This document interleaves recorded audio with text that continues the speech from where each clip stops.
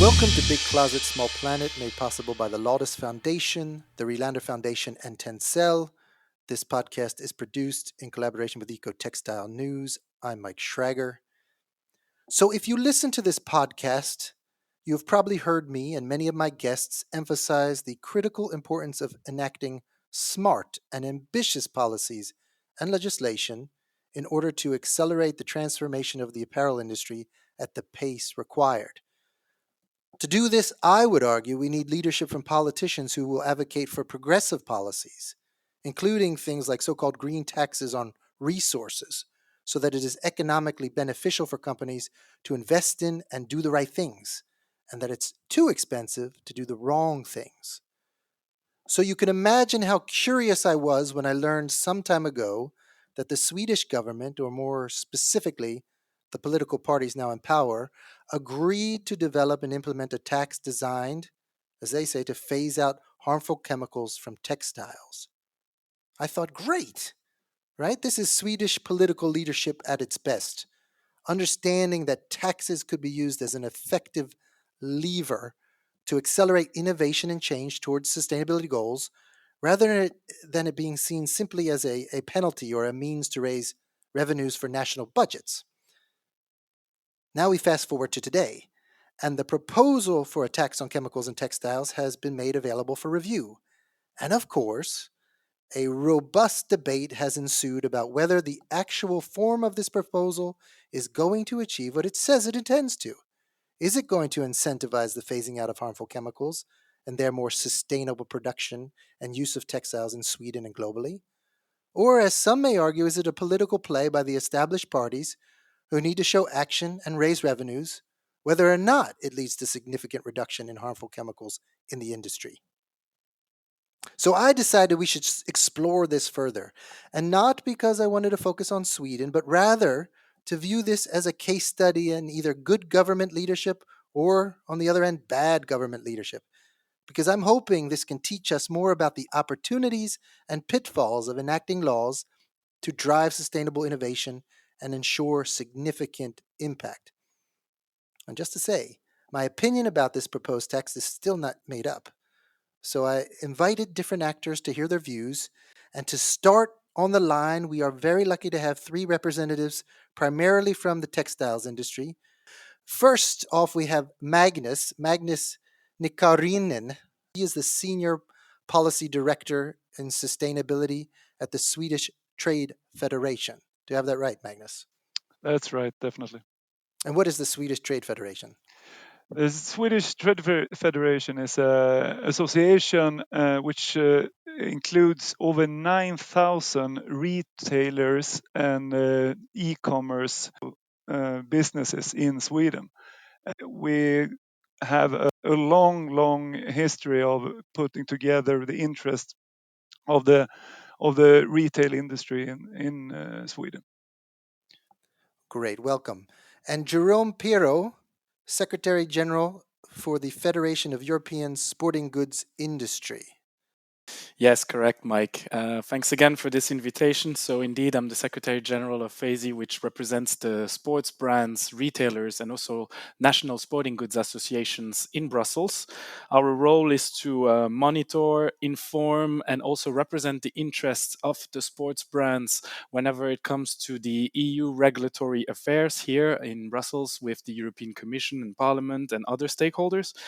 And myself, I've been here working mostly on environmental and corporate responsibility topics at FASI for the last 12 years. I'm the Secretary General since 2017, and I'm also an EU public affairs geek and a huge sports fan. So I think I'm in the right place. Yes, and I spoke to you not long ago, and I realized you are a EU policy geek, so I'm glad to have you. I didn't know you were a huge sports fan, but I guess that makes sense. Glad to have you, Jérôme. Mikael Larsson is a researcher at RISE, which is the Research Institutes of Sweden, and a coordinator of the Swedish Chemicals Group, which has a number of the major textiles companies in it from the Nordic region. It's a network of Nordic companies and such. Looking forward to this interview with you, Mike, and discussing this very interesting topic. Brilliant. Welcome to have you all three. Just jump in if I'm getting anything incorrect or mischaracterizing anything. But I wanted to start because you all represent more of the industry perspective, I would argue. So, Magnus, given your background as a understanding policy and politics, can you give the audience a little bit of context from your perspective, of course, what the background and history of this proposal is as you see it? Why is this happening now? Yes, thank you. No, you need to go back a couple of years in order to understand the background of this proposal, because in the conservative bloc, which was in the government from 2006 till 2014, they were very keen on working with chemical issues, especially one party, the Swedish Center Party. They were very engaged in trying to do different policy initiatives regarding chemicals, and saw a major problem with the chemicals. That led to a number of inquiries. The last one actually ended in 2015, where they found out that a trade policy instrument using tax would be a possibility to use, that it's not being done efficient enough within the European cooperation within the EU. And So, Magnus, yeah. Magnus is I mean, you said the conservative parties is using tax as an instrument. I guess something common that the conservative parties would propose. Maybe it's different than the rest of the No, world. but it is not, and of course traditionally you are definitely right here. But what we are talking about here and what has been promoting is environmental taxes, and that's another issue where there have been a long-term political interest of trying to change the tax basis from more trying to reduce, say, income taxes and taxes on work, and increase other taxes, which is partly environmental taxes. Then.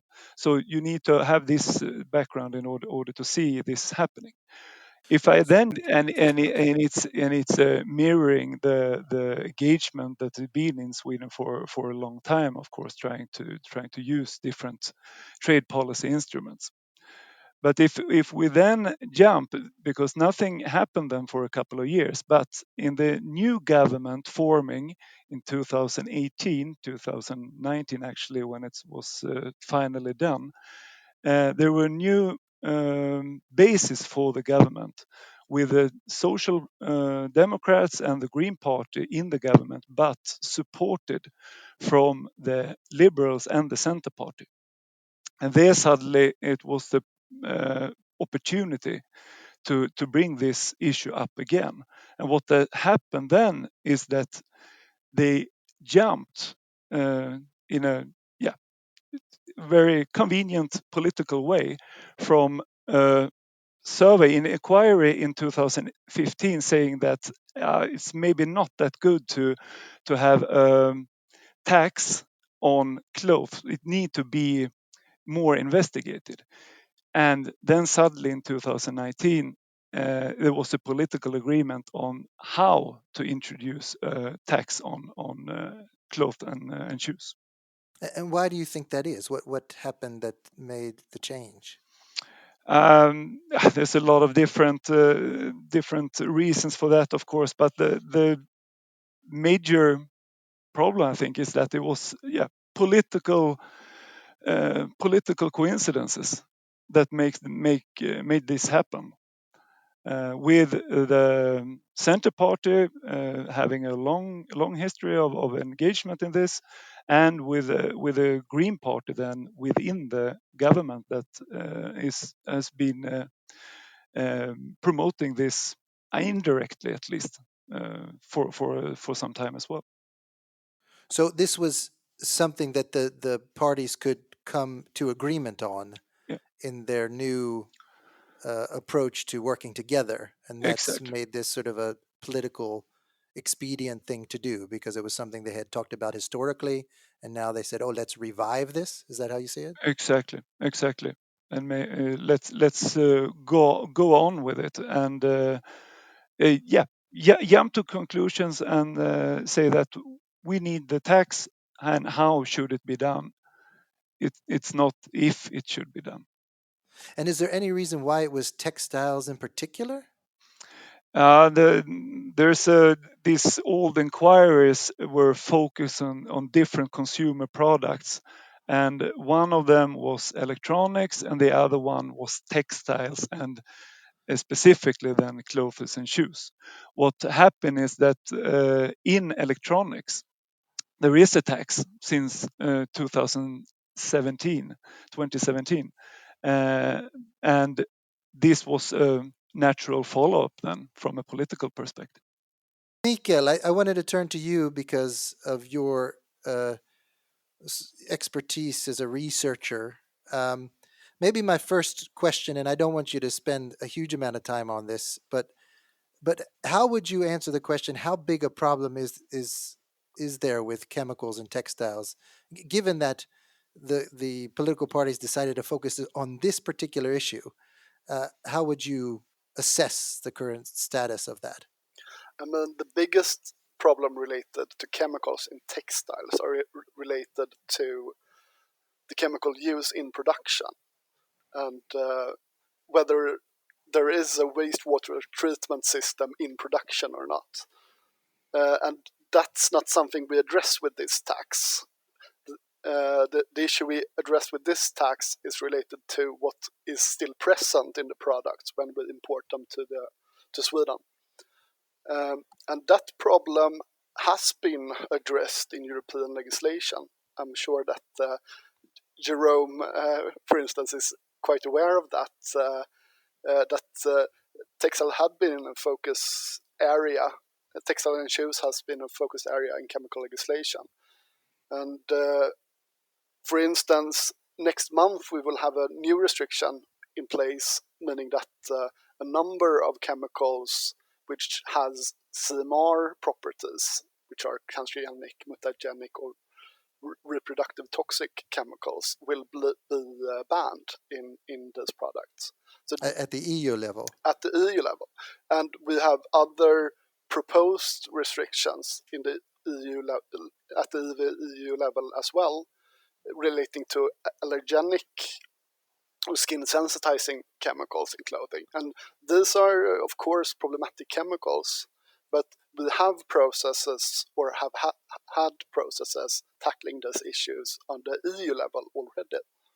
Okay, so then try to summarize for us the current details of the proposal from Sweden, as you know it right now, because I know it's been proposed and out for feedback, and so you have details from looking at what the proposal is as it is now. Yeah, and so this tax is quite complex, and the details are very important when discussing the consequences of the tax. But I will try to give you a short summary because we don't have time to go through all the details. Good luck. Thank you.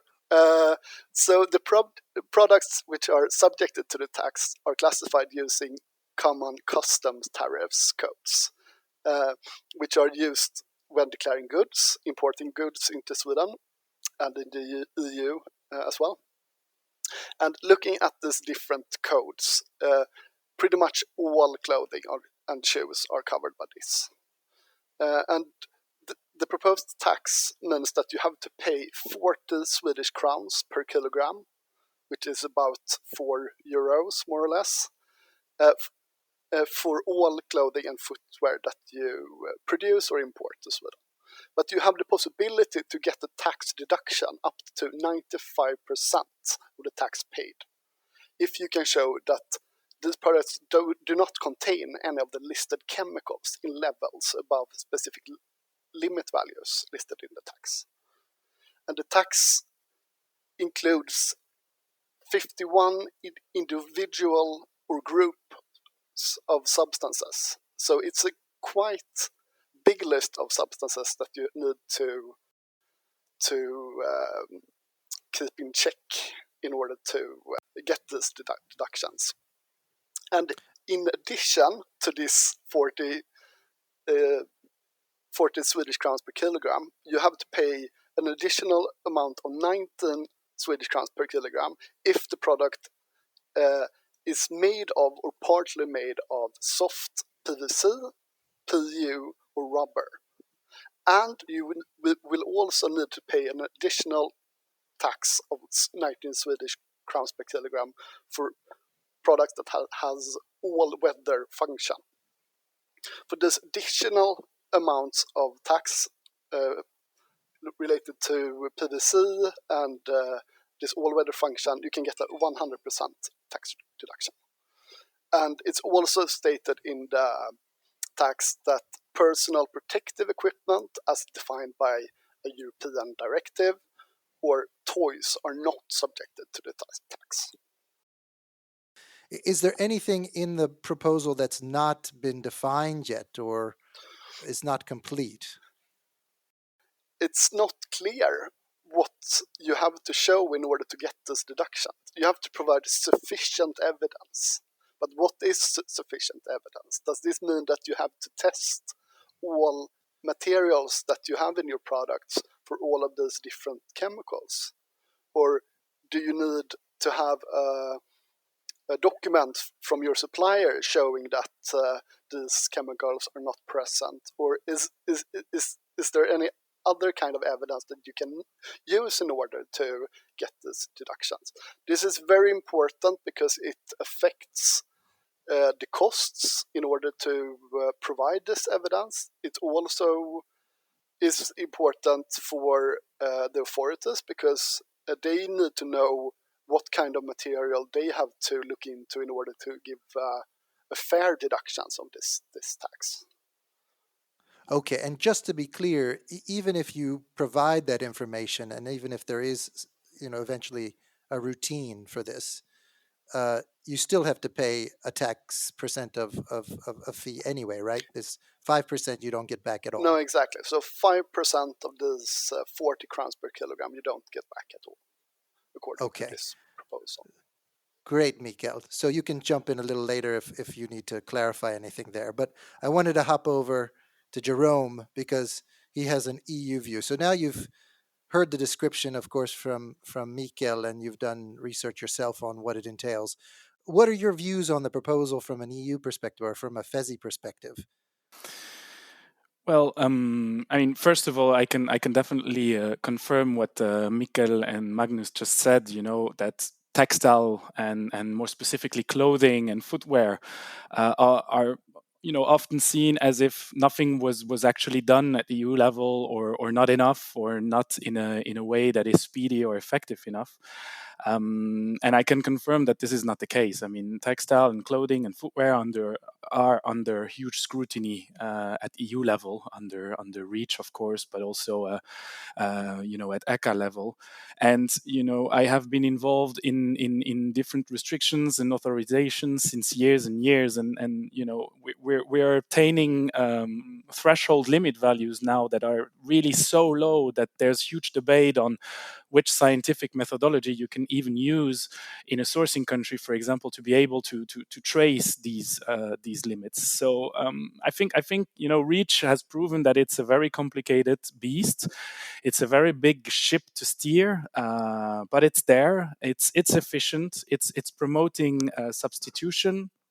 And our members are generally supporting anything that goes through REACH because it has a diligent process in place. It's not always perfect. From an industry standpoint, it's not always perfect. From a civil society standpoint, and also from a member state standpoint. But it's a big compromise, and we are a big continent. And actually, in the end, it is the leading chemical substitution / restriction regulatory framework in the world. So I think you're talking about REACH. Talking right? about REACH, yes. So I think we can still be proud of that. And Magnus, I know, wanted to jump in here. Magnus, what's your thoughts here? I would like just to jump in, trying to illustrate what it's actually is about the proposal. We have been thinking here at the Swedish Trade Federation how to explain. And the best explanation we have come to is that if you think yourself of having a car driving up a highway, on the way up the highway you get speeding fee for driving too fast, even before you're up on the highway.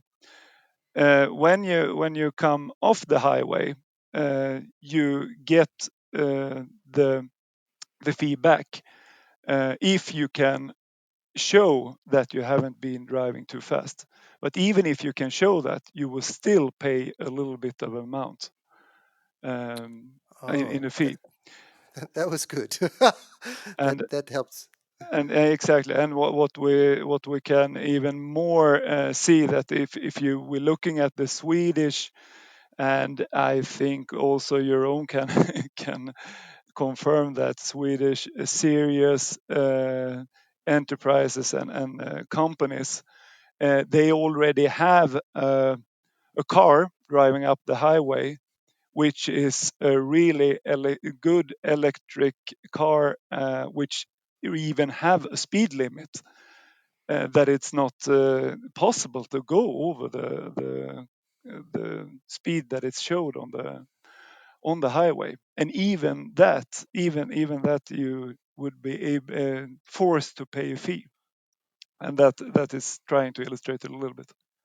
Okay, so Jerome, do you sort Uh, of I, agree with that metaphor? I Yeah, don't know. I think it's a very good metaphor. I think upstream issues are addressed by many collaborative efforts in the industry through ZDHC and so on, and then you have the entire global level, of course. At EU level, when we talk about finished articles or imported articles, the products that you actually get in your store, our members, and this is the electric car with the speed limit, have RSLs in place that are at least as performing as REACH requirements and actually often go beyond. So in the article that you can actually get on the European markets, there is no such issue as such that is needed to get tackled. And I think it was mentioned in one of the submissions to the Swedish consultation, what the tax is trying to actually target is a low percentage of products that potentially have this, and despite this all the products are concerned and all the products are actually in the scope. And I think that 84% of these products do not have any trace of those substances, and if so, it's only maybe as a residue that can be eventually washed out, an accidental residue. So in the end, what it's trying to achieve, I think that you can mention this as a proportionality, is really putting in place a huge administrative burden that will require a lot of time consuming resources, financial consuming resources in the end, to tackle an initiative that from a risk standpoint and also from a size standpoint might be very, very limited. So to calculate in the end, the benefit slash risk scenario of this proposal will be very, very difficult, I believe. And so you're saying that the reach, even though reach is not perfect, and the voluntary sort of company management of harmful chemicals is working sufficiently? Is that your argument? And It therefore doesn't need to be improved, or doesn't need this particular approach to improve it it? always needs to be improved. Things always need to be improved. That's why these the Affirm RSL list, for example, is reviewed every year. It needs to be improved based on scientific evidence. It needs to be improved based on potential risks or exposure scenarios. But I think they need to improve, hand in hand. They need to go together along. You have the regulatory aspect, which often is a bit slower, takes some time. You have the industry voluntary initiatives, which go a bit faster and can be adapted. And in the end, the industry will always be compliant with the legal slash regulatory requirements of the EU that are then transposed at national level. And often they even want to go beyond, depending on where they stand on research and innovation regarding different fabrics and materials. I mean, our members generally support phasing out any harmful or hazardous substances, as long as they can guarantee behind that they will have durable, qualitative, and safe products for the end consumer. This is, of course, going to be the main initiative. Our industry is not only doing T-shirts and shoes, we're also doing hard goods, we're doing helmets, we're doing personal protective equipment. So we have to keep a lot of performance and safety issues in mind as well. And, a national initiative on this, a tax that in the end, at least according to what some of my members are telling me, will be might be so expensive, because we still lack a lot of information, that in the end companies will only decide to just pay the tax instead of actually invest time and research and resource into developing substitution, or into hiring consultants or subcontractors to develop new materials and new fabrics, because it will be more cost efficient to just pay the tax rather than really invest and in substitution. And is this really then in the end the objective that is foreseen by the proposal? I'm not sure. So I think that here there's a lot of still discussion to be had with the industry bodies that will actually put products on the market. And if something like this gets adopted in Sweden, how does it affect or not affect the EU legislation? Does it have any impact, Jérôme, on that? Of course, it does. I would have to of course further analyze. I mean, there was such a tax already, as explained by Magnus earlier on, regarding electronics, and it was put in place. I'm not sure how the electronic industry is handling with it, and I'm not sure how efficient in the end this tax has been. But what we understand is that from an EU perspective, definitely there are a couple of points that will need to be addressed. I mean, we have of course informed the EU about a couple of concerns that we have with the proposal. Again, we support the goals of the proposal, but not the process in itself. But we have many concerns. We have concerns regarding the internal market, for example. The way our supply chains operate is not that we are manufacturing somewhere only specifically for Sweden. The EU is an internal market, and the way the tax could be eventually perceived as a non-tariff barrier. And I think that the EU Commission has to look at this that way, and also at WTO level eventually further on, when things will be notified.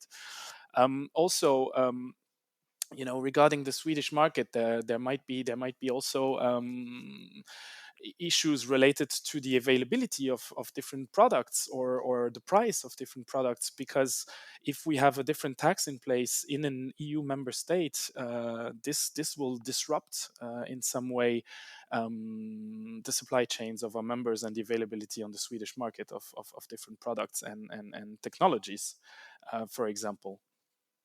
Okay, I wanted to jump to Mikael. Thanks, Jérôme. Mikael,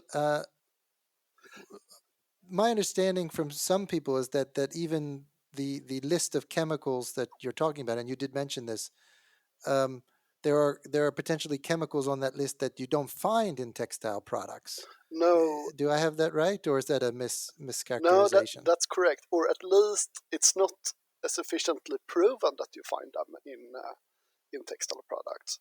And okay, it's also the case that you can have very different kinds of textile materials with very different properties. And these different properties relate to different kinds of chemicals. An important or a simple example of this is flame retardants, for example. Would probably find flame retardants in firefighters' equipment, because they are exposed to fires, but you won't find flame retardants in underwear, for example.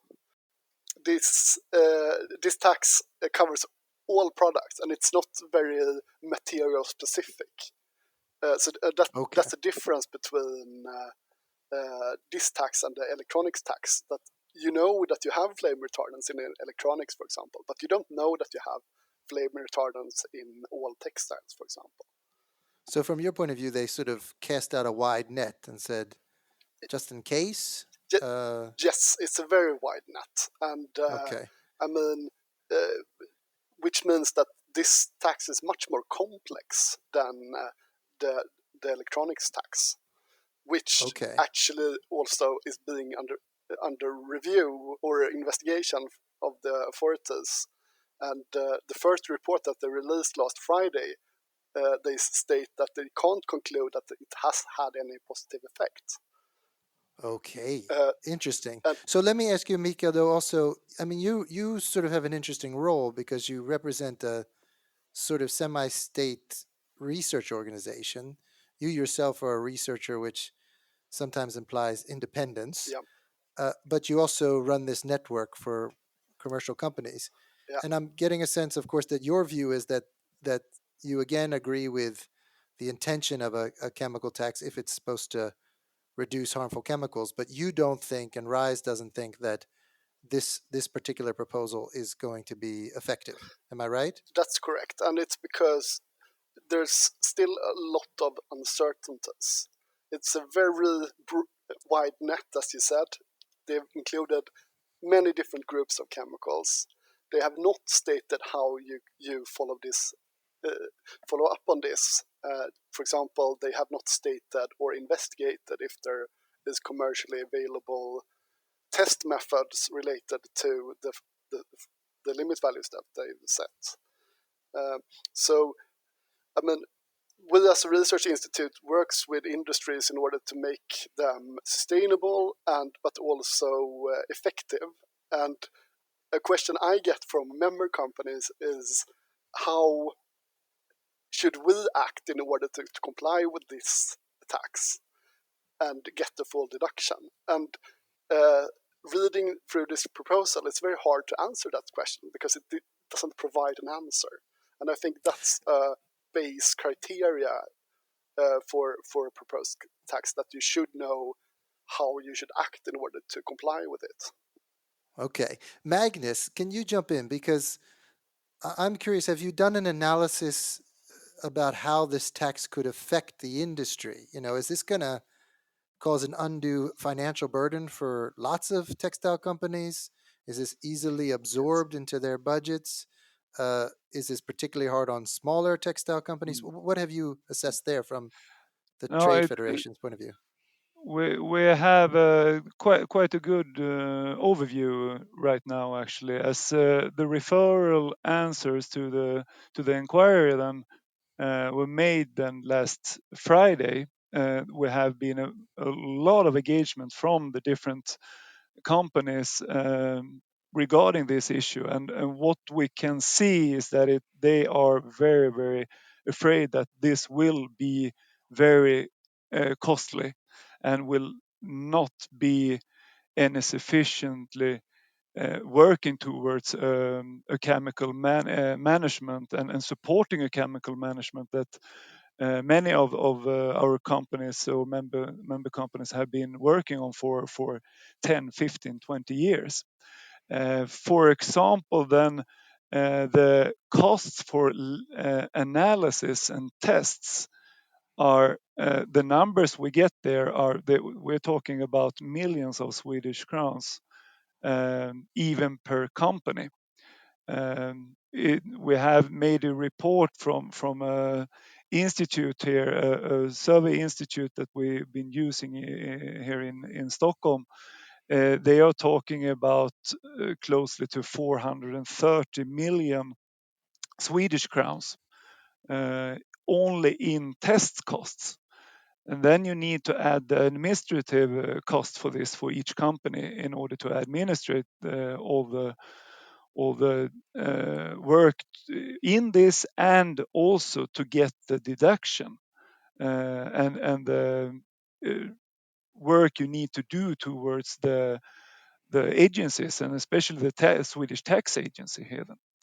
So this is very, very worrying, and we have a number of examples where we can see that if this legislation will be put in force with these numbers and with 40 Swedish crowns, 4 euros per kilo, there will be occasions where it's maybe even better to pay the tax because the administrative burden and the test cost will be so high.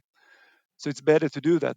And that is companies that already know that they don't have these harmful chemicals that is identified Oh in the wow. So inquiry. so your analysis is basically we know we don't have them, but it's just cheaper to pay the tax. Yes, yes. Okay. And what about the industry's development overall? Now you need to put in perspective the pandemic we are in right now, and as I can believe, it's the same situation in many countries. There been a very tough year for both the clothing industry and for the shoe wear, the footwear industry.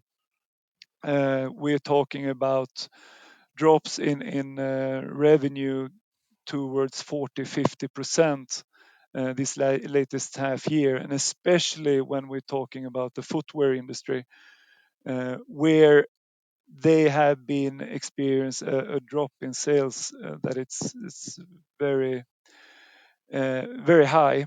And if we then put together this kind of tax, which is based on weight, you know that shoes, of course, more yeah, they weigh higher than what usually clothes is doing, and they are also more complicated in their materials, with more materials included in shoes. That is driving costs as well, and administrative costs and test costs, of course.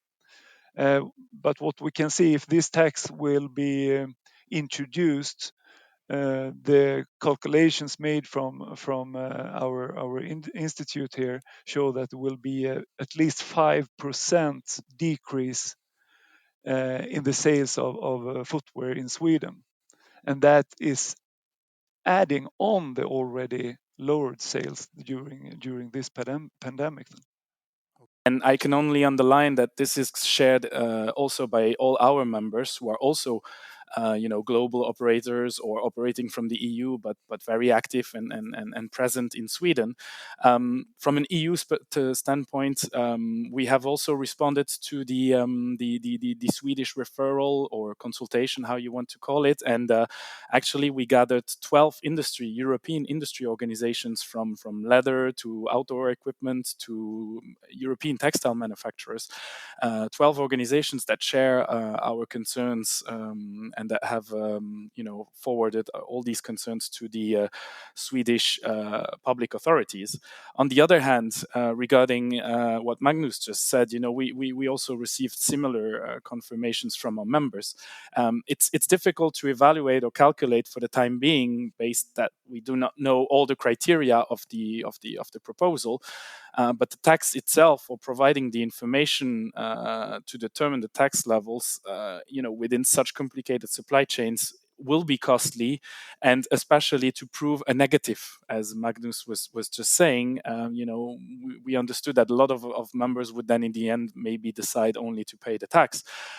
Some consequences for the Swedish market, more specifically, is it can range from many different things. So having an influence on the local retail price, but it can also go to withdrawing partially or fully from the Swedish market, depending on how a tax will be imposed on certain materials, such as elastan or something like that.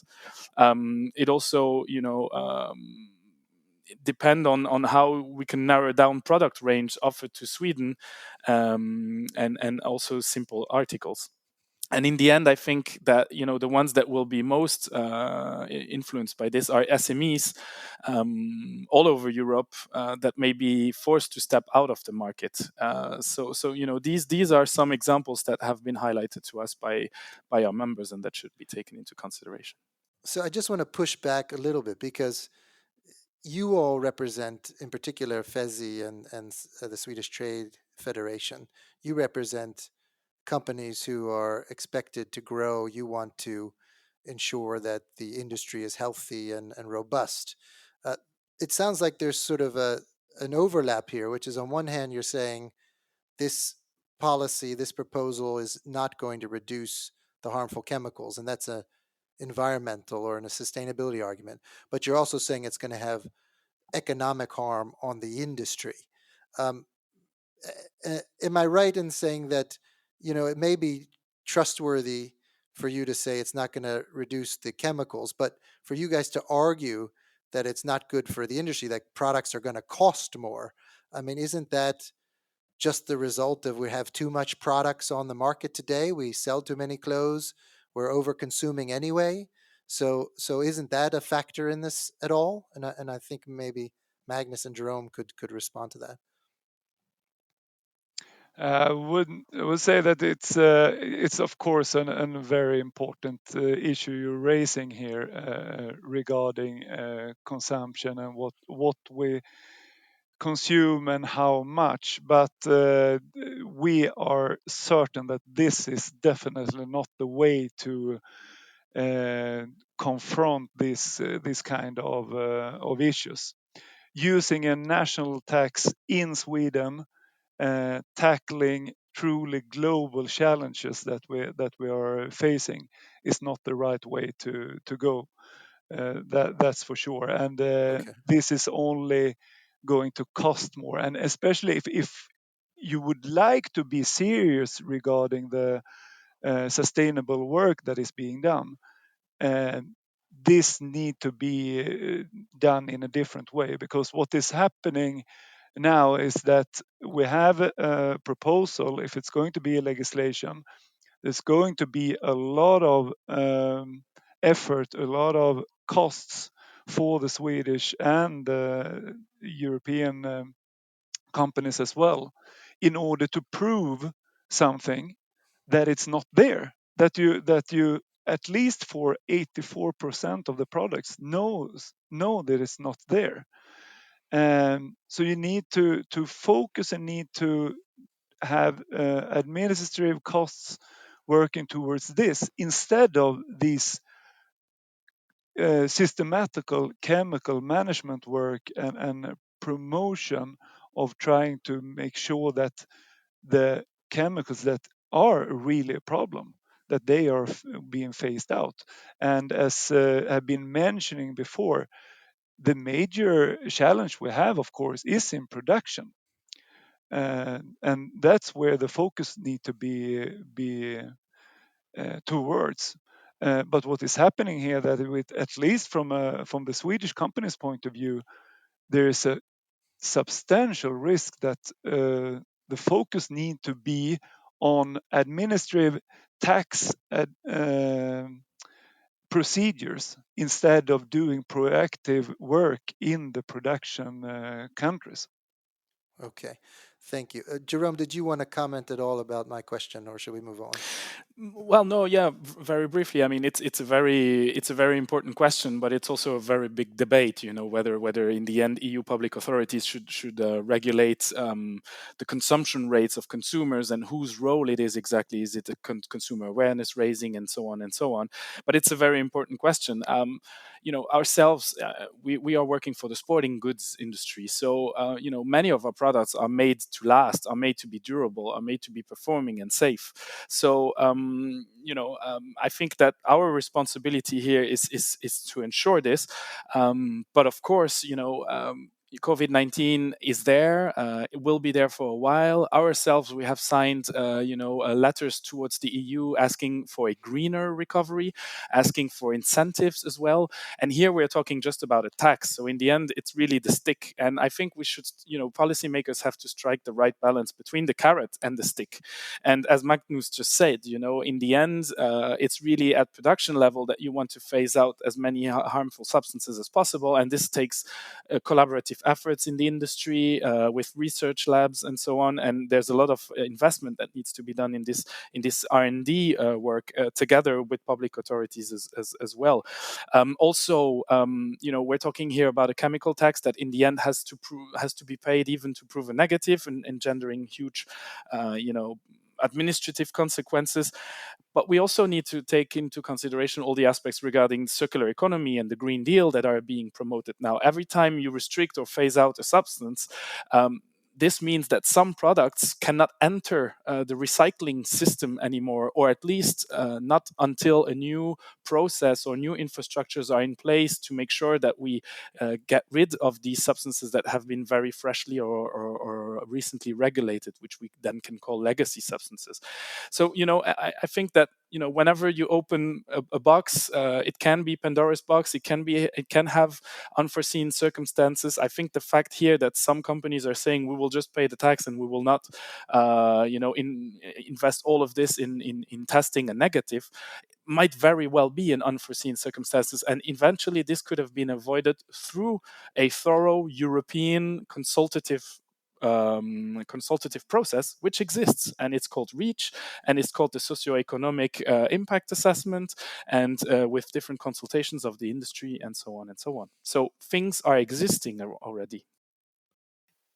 I mean, this tax could lead to reduction of hazardous chemicals in clothing. I don't know that, but I think my biggest point is that we have to know that if we want to enforce these large costs on companies, because we can't impose this tax without knowing that it will have positive effects, because that would be damaging to the work we want to do, trying to make the textile industry more sustainable.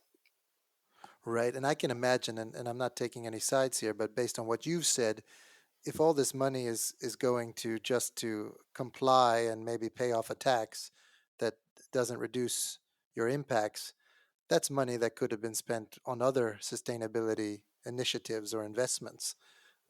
And so you're sort of, again, sort of potentially based on your description of this, really sucking money out of the pot that needs to go to those things that we all want to happen. Um, it also, you give me a sense that from, again, your point of view, the way you all three describe it, that this hasn't been well thought through, right? That it's simply the proposal hasn't, the homework hasn't been done, the implications haven't been really assessed, um, which is a surprise for me. But maybe this is the way politics happens a lot. I don't know. I want to turn back to Magnus and maybe Jérôme. Is this a normal outcome of a political process? And more, say a little bit about what's the likelihood that this tax is going to be implemented or adopted, and is that because of politics as opposed to the quality of the actual proposal? Maybe Magnus, you could say something to that effect. Yeah, maybe I can start at least, and I can assure you, as a former governmental official working with trade policy issues at the Swedish government offices, I'm very worried myself of this development, and it's not good for the Swedish view on politics. That's for sure. This is happening partly because we have a political landscape which is very uncertain, and it's a number of parties altogether working on this, and then it's this kind of not thought through proposals is coming. What is good, at least what is promising, is that if looking at the referral answers coming in then the last Friday, both the tax agency, the Swedish Chemical Agency, and the customs agency, they all abort this proposal. They all say that this proposal shouldn't be introduced, or this legislation shouldn't be introduced. There is a number of stakeholders saying that environmental tax or a tax on clothes can be good, but when looking at the specifics, looking at the details as we are doing now, there is very difficult to find something that is willing to defend this. And so, what's the likelihood, do you say, that it's going to be adopted? If sort of 5 is definitely 100% likely, 1 is unlikely, where would you rate the likelihood? If I look at the history, how it's been done, how the political landscape is at the moment, where agreements being done in 2018, 2019, they are being put into force, then this will happen. But looking at the answers, the referral answers from agencies, from different associations, from companies, I'm at least hopeful that there will be another thought on how to do this from the political point of view. So now we've heard from representatives from industry organizations, and I wanted to hear from at least some company representatives. So I have on the line Eliina Brinkberg. She represents the company Nudie, and I wanted to hear what Nudie thinks. So first of all, Eliina, thanks for joining us. Thank you for having me. So can you briefly tell us, so the audience understands what kind of company you have? Just tell us very briefly about Nudie. Sure. We're a denim company from the beginning, but we also sell a lot of different items. So we do everything from t-shirts, knits, and jackets today. But we have been working with organic cotton for many, many years. We launched the first 100% organic denim collection in 2012. And we work with quite a small and transparent supply chain. We work thoroughly with our transparency work because we think it's really important to know exactly where our garments are made. And we want to be open towards our customers about how it looks in our supply chain. So we have our parent guide on our website where you can actually go in and look at how it looks in our supply chain. And we're also members of Fairway Foundation, and their work have sort of built our framework of how we are working with social sustainability in our supply chain, where we do audits and trainings for suppliers, work a lot with follow-ups and living wages as well in the supply chain. And we do have a lot of circular activities in the stores, so we offer free repairs, and we collect old Nudie jeans, and we recycle jeans as well. So your sustainability work, from what I know, has been sort of a founding foundation for your work when you started a bunch of years ago. What's your turnover and how many employees do you have? Last year we had a turnover of almost 500 million Swedish crowns, a bit less. And I think today we are around 200 people employed globally. Okay, so that should give everyone a sense of your size. So how do you work with chemical management today, since this tax that is being proposed is about chemicals? We have quite a good and well worked through chemical routines and chemical work. We have a chemical policy that is made in line with a number of best practices within the textile industry. We have a restricted substance line that are in line with the AFIRM working groups, RSL. We're also following the chemical guidance that RISE and the Swedish Chemical Group are doing. And we update this policy once a year. We need all of our suppliers to sign it. And we also do random chemical testings for each of our collections. So, and we every time when we visit our suppliers, which we do a lot normally, not in these COVID times, but normally, this is also one of the points that we always discuss with them, like how do they work internally with their chemical works and work, and how can we improve together. So this is constantly something that we discuss with our suppliers. And so have you analyzed the potential sustainability and economic impact of this proposed chemical tax as it's now presented? Yeah, I think, I mean, of course, we like the idea of finding a way to reduce the use of harmful chemicals in supply chain, in the textile supply chain. So we think the basic idea of this tax is good, of course, but we think that how it is made in this proposition, it is quite misguided, because it will be very, very expensive for us to either to pay the tax, but of course we don't want to pay the tax because we are almost 100% sure that these chemicals will not appear in our garments. So we don't want to pay the tax, and by doing that, sort of say that we agree to this. Instead, of course, we want to do chemical testing, proving that these chemicals are not in our garments. But the cost of doing these tests are very, very high. So it would cost us almost 9 million crowns doing the test and pay the 5% of the remaining of the tax after we get the tax deduction. And that's a very big cost for us compared to then if we would actually pay the tax, and that would be a cost of 11.2 million.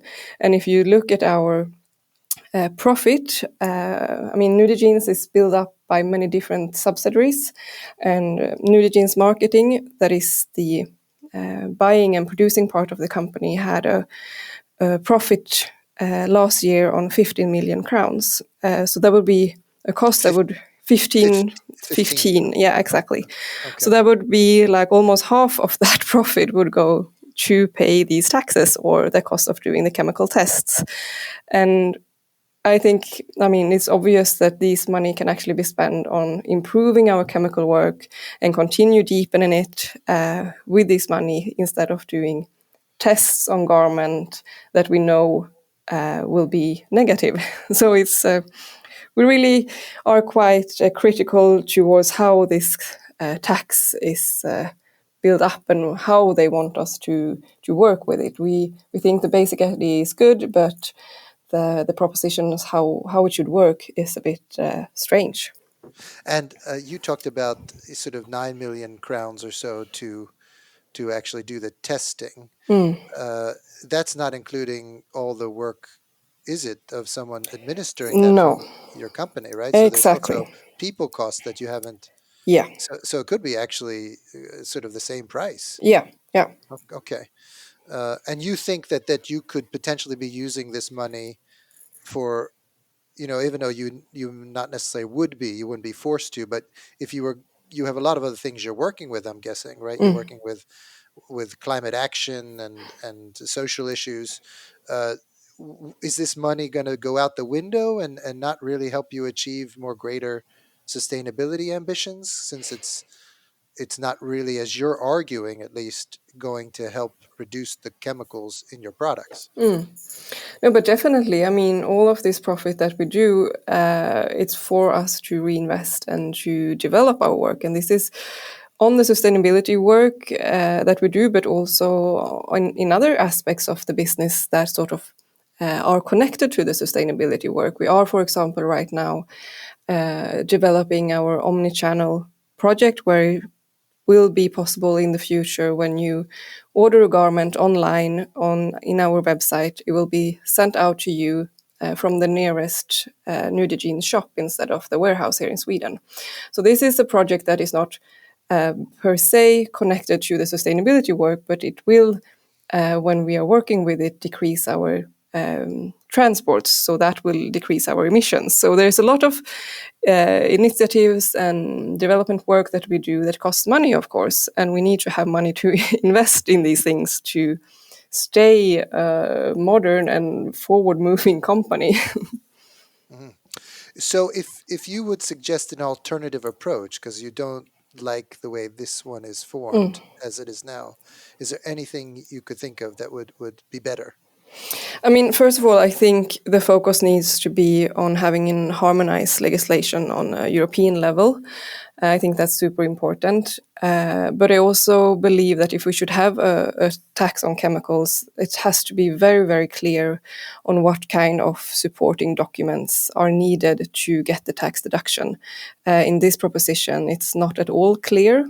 So, for example, if it would be okay to have supportive documents such as GOTS, the Global Organic Textile Standard certificates for your products. That could be a way to really push the textile industry in the right direction.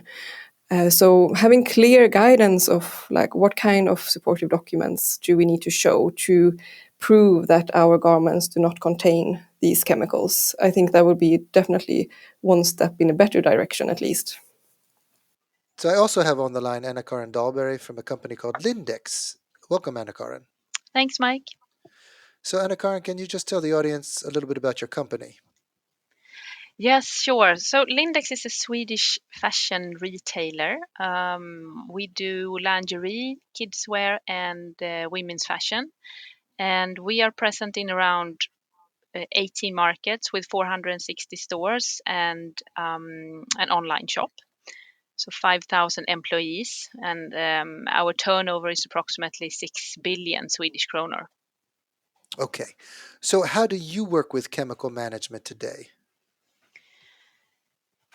So today we have a restricted substance list that our suppliers follow, and that list is based on the REACH law, and in many cases it also goes beyond what the law says. So we have been phasing out some chemicals that are still allowed according to REACH.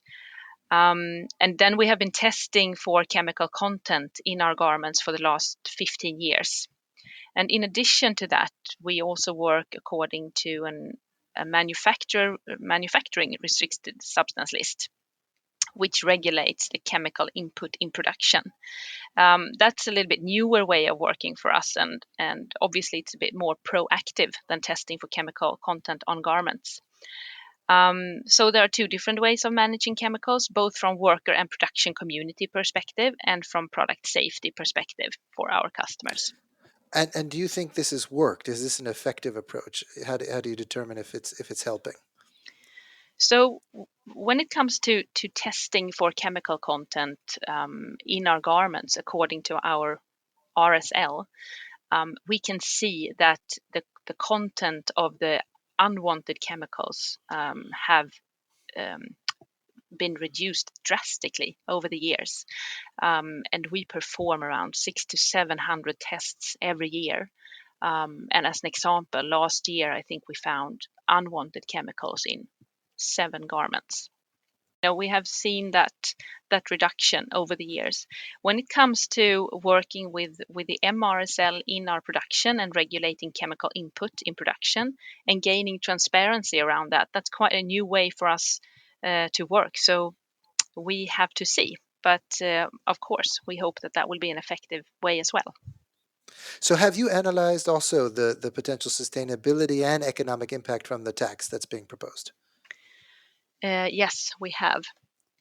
And if we start with the financial impact, as the suggestion looks like right now, we would have to pay around 180 million Swedish kronor per year in tax. And the sustainability impact of the tax we have actually found to be zero because the way we work with chemical management is actually not an incentive for us. I mean, we still have to pay the tax, and we still have to go through all the administration to get 95% of this tax back. So, I mean, when we see that, we also see that the suggestion as it looks right now doesn't really have any environmental benefit because it's not incentivizing companies to do better. So that number that you gave me, is that what you would pay before submitting information that shows you don't have any of those in your products, and you'd get 95% of that back? Exactly. Okay. But of course, 180 million Swedish kronor is a lot of money, and it would significantly impact our cash flow, and it could prevent us from doing other sustainability investments that are so needed and crucial at this time. Okay. So but explain to me again why it doesn't incentivize you to do better in terms of reducing harmful chemicals. So when we test our products for the harmful chemicals that are actually subjected in this case, and we see that, I mean, we know that all of these chemicals that we are being taxed for are already phased out of our garments, and still we are being taxed. So then how is it driving substitution, or how is it driving better chemicals, or incentivizing companies to to do even better, because we are anyways being taxed for a chemical content that is not there. Gotcha. Is there any positive thing about this proposed tax from your company's point of view?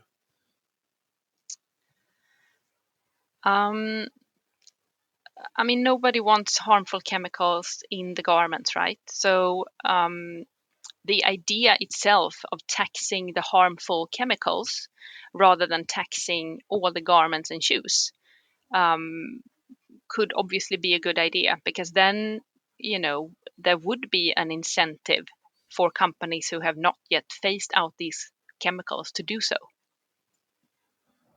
So if you could suggest an alternative, right, to what's being proposed, given what would incentivize you as a company, what would it be? Can you think of something that would be a better approach than what's being proposed now?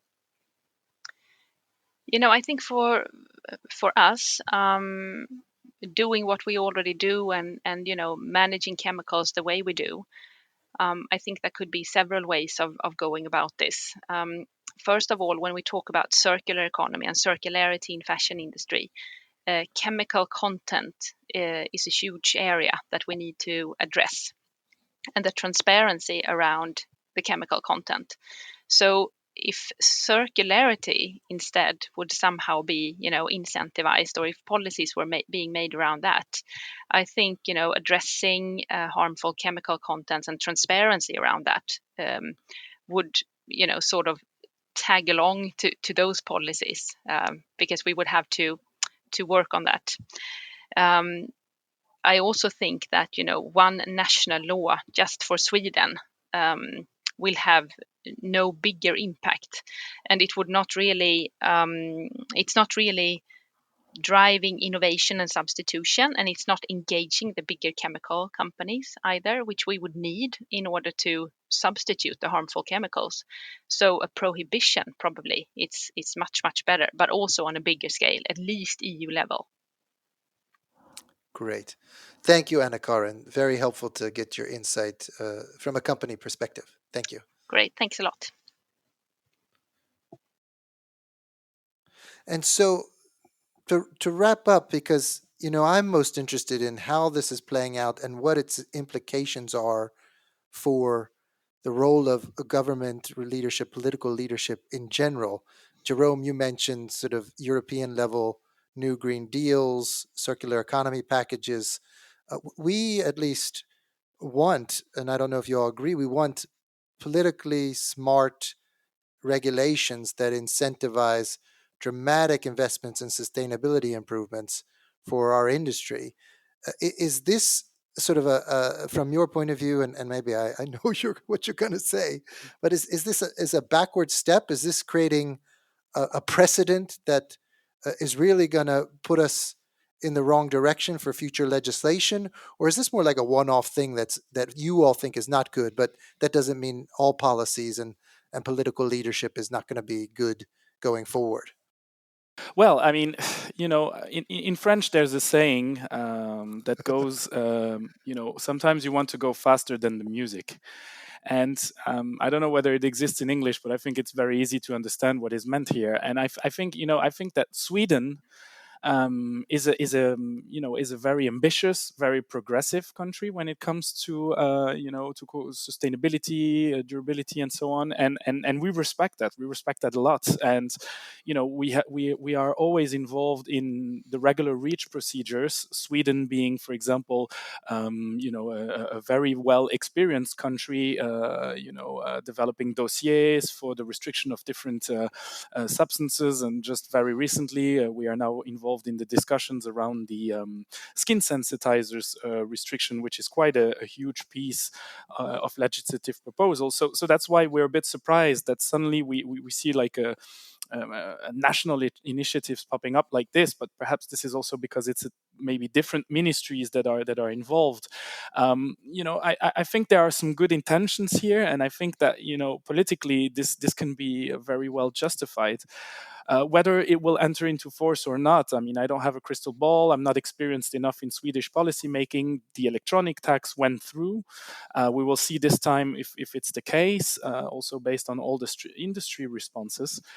But I think it will go through. I think it will maybe be delayed. We will see, according to the current sanitary situation, if this is really the top priority of the government. Still needs to be seen. But will it disrupt an entire process at EU level, or that is in place? I don't think so. It sounds like a one-off. It sounds like a one-off that has to be done to respond to certain political promises that were done at some point in the past. Hell is paved with good intentions, and I think that here the idea is positive, but the process is negative. And hopefully, by the end of the process, they will take into consideration all the responses that have been provided to this consultation and try to address this. How exactly? I mean, obviously for us, it would be retrieving this proposal and reworking it totally with all the actors' contributions, addressing many very big outstanding concerns and questions. Or otherwise, working on very thorough Q&As and guidelines on how to approach this, because obviously there are many, many, many open questions still. And I'll just use a sports metaphor to conclude on this one is, all the member states or teams want to play in the Champions League, but you cannot just immediately go to the final. You have to play all the group phases and play all the games, even if you believe that some other teams are slower or not good enough. You still have to pass through that, and that's a little bit what's happening at EU level.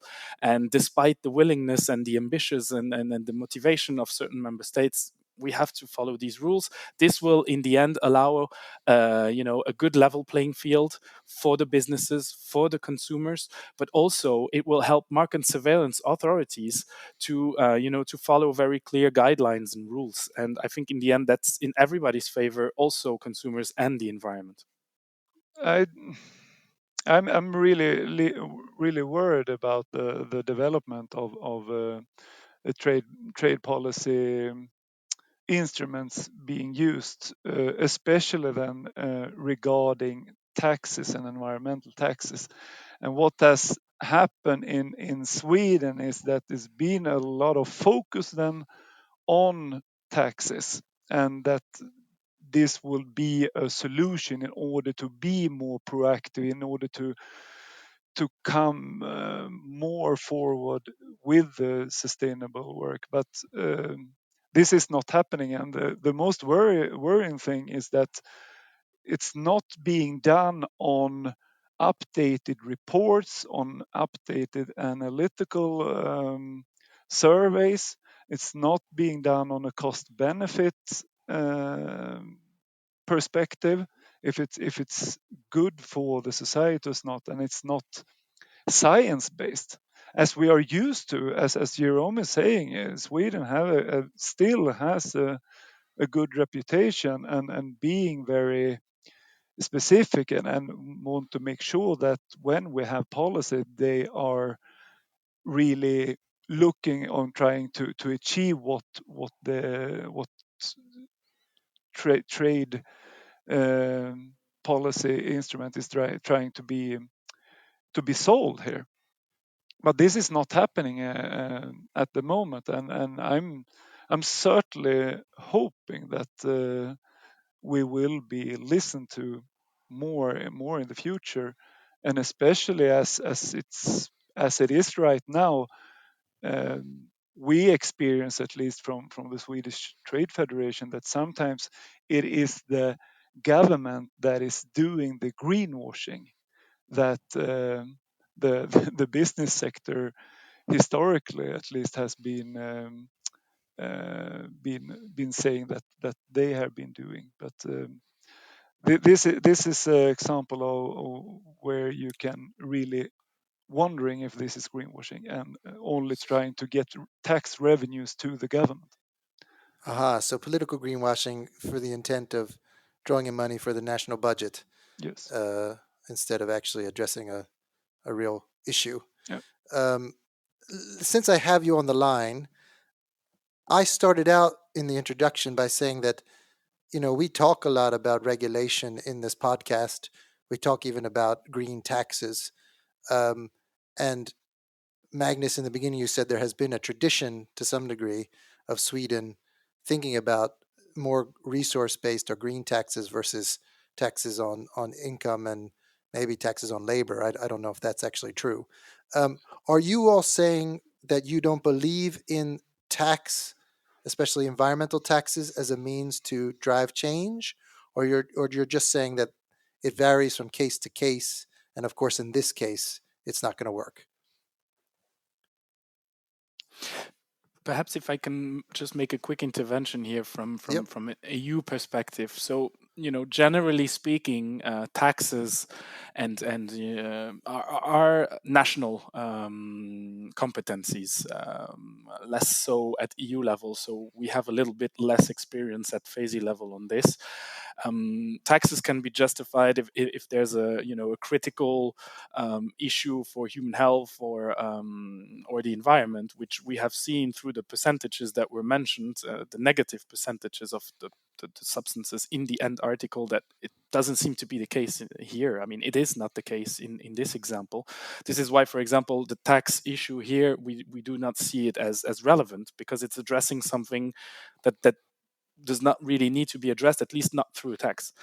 In the end, what we consider is that taxes, can be discussed and looked at, but in the end, I think it's more helpful to have incentives, tax incentives, so to say, so reductions, rather carrots. I think, generally, the only things that reframe industries from accessing one or another material or fabric is either the availability or the cost. And we have the same issues when it comes to circular economy, when it comes to recycled materials, secondary raw materials, and so on, is how can we make sure that they are available to the industry at a cost-efficient price, also for the end consumer in the end, and in a regular flow. And this can be helped through incentives to help businesses switch in a scalable manner towards greener business models. And this is what we are supporting also through this letter on the green recovery that we have worked on with the Policy Hub, with the Sustainable Apparel Coalition and the Global Fashion Agenda.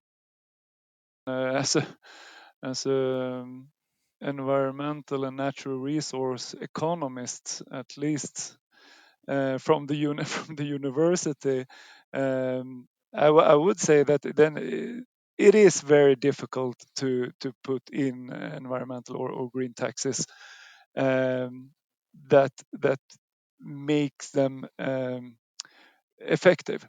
That's for sure, and it's really need to be done in a very specific way, and that that you're going to achieve what you are aiming for.